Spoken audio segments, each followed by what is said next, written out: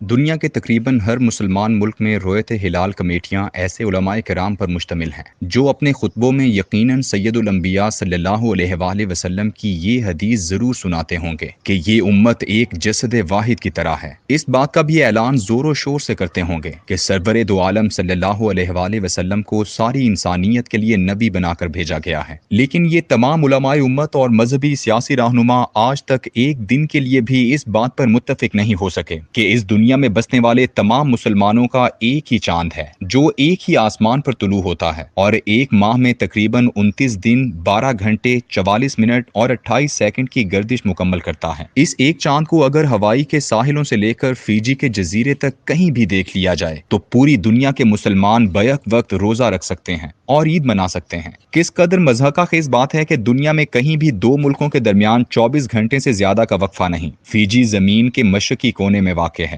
وہاں سے آپ مغرب کی طرف بڑھیں 6 گھنٹے بعد جکارتا، 4 گھنٹے بعد مکہ، 1 گھنٹے بعد قاہرہ، 2 گھنٹے بعد لندن اور 5 گھنٹے بعد نیو یارک میں آپ اسی یکم جنوری کی نماز فجر اور نماز مغرب ادا کریں گے۔ لیکن اسی یکم جنوری کے آس پاس اگر چاند دیکھ کر عید کرنے کا معاملہ آ جائے تو پھر یہ عید 3 جنوری تک چلتی چلی جائے گی۔ اس دوران چاند اپنا 3 دن کا سفر مکمل کر چکا ہوگا۔ اس سے زیادہ افسوسناک بات یہ ہے کہ ہم اپنے ملکوں میں چاند دیکھ کر اللہ کے رسول کی بتائی ہوئی حدود و قیود کے مطابق عید نہیں مناتے بلکہ قومی ریاستوں کی سرحدوں کے مطابق مناتے ہیں۔ 1971 سے پہلے پاکستان مشرقی اور مغربی 2 حصوں پر مشتمل تھا، بیچ میں 1000 میل بھارت کے تھے، لیکن چاند اگر چٹاگانگ میں نظر آ جاتا تھا تو گوادر اور پشاور والے عید کرتے تھے۔ لیکن آج اگر پاکستان کی رویت ہلال کمیٹی سے کہیں کہ ڈھاکہ میں چاند نظر آ گیا ہے تو وہ کہیں گے کہ بنگلہ دیش کا مطلع ہم سے الگ ہے۔ روس زمین کے شمال میں واقع ایک وسیع ملک ہے جس میں 11 ٹائم زون آتے ہیں۔ روس میں مسلمانوں کی ایک کثیر تعداد موجود ہے۔ روس میں بسنے والے تمام مسلمان ایک دن عید اس لیے کرتے ہیں کہ روس کی ایک عالمی سرحد ہے،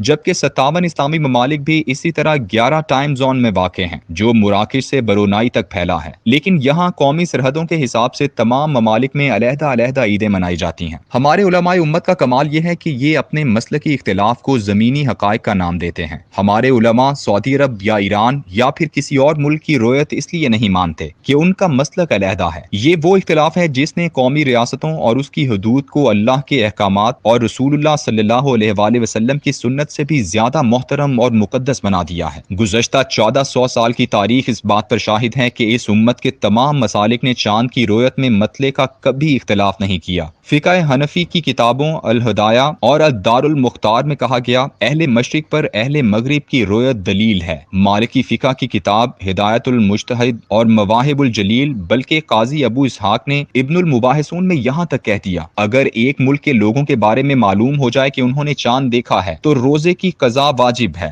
یہی مسلک حنبلیوں کے ہاں الاحناف اور شافعیوں کے حل مغنی میں درج ہے، اور کیوں نہ ہو، ان تمام ائمہ کے سامنے رسول اللہ صلی اللہ علیہ وآلہ وسلم کی سنت موجود تھی جو ان احادیث سے واضح ہے۔ ایک اعرابی رسول اللہ صلی اللہ علیہ وآلہ وسلم کے پاس آیا اور کہا کہ میں نے چاند دیکھا۔ آپ نے پوچھا تو گواہی دیتا ہے کہ اللہ کے سوا کوئی معبود نہیں اور محمد صلی اللہ علیہ وآلہ وسلم اس کے رسول ہیں؟ اس نے کہا ہاں۔ آپ نے فرمایا بلال اعلان کر دو کل روزہ رکھیں۔ اس سے زیادہ واضح بات اس حدیث میں ہے۔ لوگ عید کے چاند میں اختلاف کرنے لگے کہ 2 اعرابی آئے، انہوں نے اللہ کے رسول صلی اللہ علیہ وآلہ وسلم کے روبرو اللہ کو گواہ بنا کر کہا کہ کل رات انہوں نے چاند دیکھا ہے، تو نبی اکرم صلی اللہ علیہ وآلہ وسلم نے حکم دیا کہ روزہ توڑ دیں۔ ان دونوں احادیث میں نہ کہیں فاصلے کا ذکر ہے اور نہ ہی حدود و قیود کا۔ آج اگر مراکش کے ساحل پہ جہاں چاند پہلے طلوع ہوتا ہے چند لوگ جو پارسا اور پرہیزگار بھی ہوں وہ چاند دیکھ لیں اور صرف چند گھنٹے کی فلائٹ لے کر پاکستان کی رویت ہلال کمیٹی کے سامنے گواہی بھی دے دیں، تو کیا ہماری رویت ہلال کمیٹی ان شواہد کی بنا پر اعلان کر دے گی کہ کل روزہ رکھو، یا اگر وہ عید کے روز لیٹ ہو جائیں تو یہ اعلان کرے گی کہ روزہ توڑ دو؟ شاید کبھی نہ کرے، اس لیے کہ ہمارے ہاں زمینی حقائق اور قومی ریاستوں کی حرمت اللہ کے رسول کی سنت سے زیادہ محترم اور مقدس بن چکی ہے۔ عالم یہ ہے کہ یہ امت صرف چند سیکنڈ کے وقفے سے بلکہ بعض اوقات تو براہ راست عرفات میں دیے جانے والے خطبہ سنتی ہے۔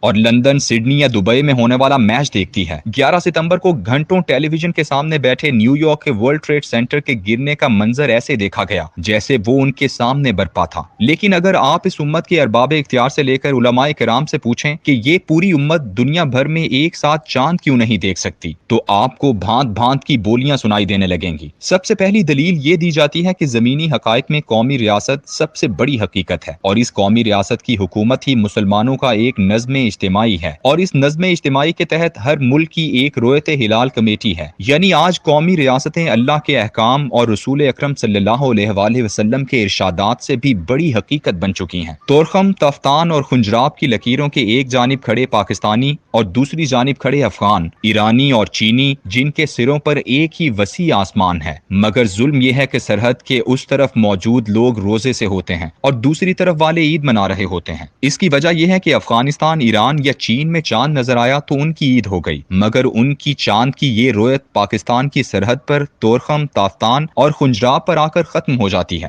ہمارے علماء کے نزدیک پاکستان کے لیے نیا آسمان شروع ہو جاتا ہے۔ ہم نے چاند پر بھی قومی ریاستوں کے سرحدی قوانین کا اطلاق لازم کر دیا ہے۔ اللہ کے چاند کے پاس کسی ملک کی سرحد عبور کرنے کے لیے کسی ویزے کی ضرورت نہیں، مگر رویت ہلال کمیٹی چاند کو اس وقت مانے گی جب وہ ان کے ملک کی سرحد میں نظر آئے گا، اس کا پاکستان کا ویزا لگے گا۔ کس قدر آسانی سے اس امت کے 57 اسلامی ممالک آسٹریلیا سے امریکہ تک صرف چند مقامات پر چاند دیکھنے کے مراکز قائم کر کے پوری امت کو ایک رمضان اور ایک عید کا تحفہ دے سکتے ہیں۔